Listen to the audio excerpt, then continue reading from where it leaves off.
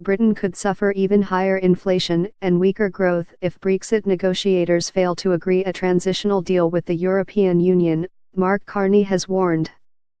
An abrupt exit might result in a further fall in the value of the pound down, dent business investment and shut off trade routes, squeezing the UK economy and leading to higher prices and higher interest rates.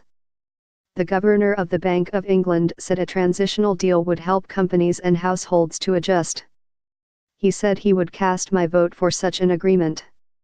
On the moment of Brexit, it will very much depend on what the final arrangement is with the EU 27 and what the transition path is from here to there, he told the European Central Bank's communications conference.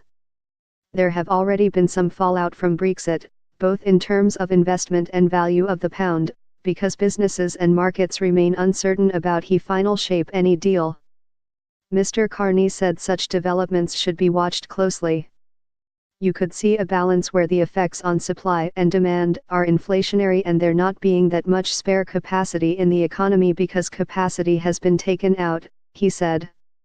You could also see a mix of effects where there is quite an expansive relationship with Europe, a reasonable transition horizon, not much spare capacity is taken out, the exchange rate and other asset prices rally, demand holds up, but relative to supply it is disinflationary.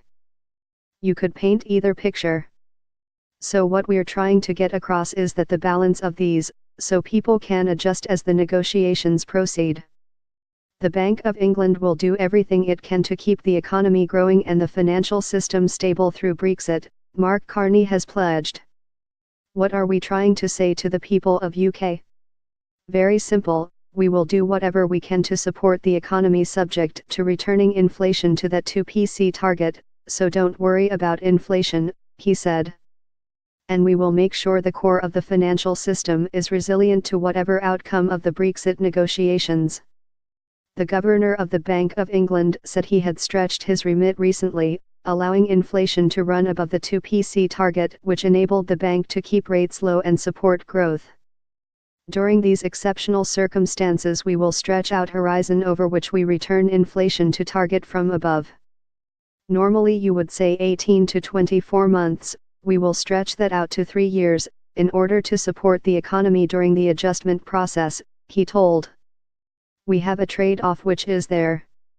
There are limits to the extent to which we are prepared to do that, and as a committee we reached those limits a few weeks ago, which is why we adjusted interest rates. Meanwhile, Mario Draghi from the ECB and Janet Yellen, chair of the U.S. Federal Reserve, said they intend to guide markets away from quantitative easing and towards tighter monetary policy through regular clear updates. Forward guidance itself is now a fully fledged monetary policy instrument, Mr. Draghi said, speaking on the same panel as Mr. Carney. Ms. Yellen added that all guidance on future policy changes must still be contingent on economic developments, indicating that markets, households and businesses should watch what the Fed says about the data.